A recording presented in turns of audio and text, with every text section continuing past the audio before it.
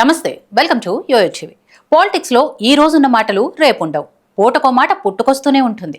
అలా నేరుగా మాట్లాడిన మాటలకు రాజకీయ నేతలు ఎవరి అర్థాలు వారు వెతుక్కుంటారు. ఈ విషయాన్ని బీజేపీ నేతలు మరోసారి నిరూపించారు. కేసీఆర్ మాటే తన బాట అని హరీష్ రావు మంగళవారం ప్రకటించారు.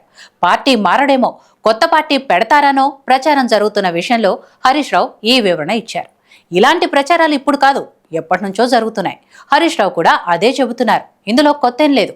కానీ కొత్తగా బీజేపీ నేతలకు హరీష్ రావు మాటల్లో విలీనమనే అర్థం వినిపించింది.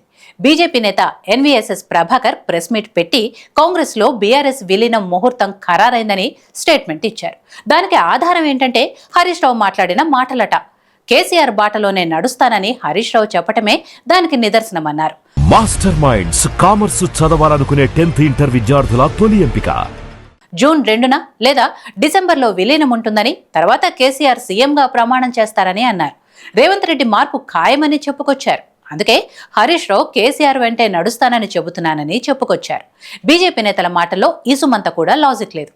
అయినా ఇదేదో పెద్ద సీక్రెట్ అన్నట్లుగా ప్రెస్ మీట్ పెట్టి చెప్పేశారు. కాంగ్రెస్ పార్టీలో బీఆర్ఎస్ విలీనం చేసేదానికైతే ఇటీవల భారీగా ఖర్చు పెట్టుకుని రజతోత్సవ వేడుకలు నిర్వహించాల్సిన అవసరమే ఉండేది కాదు.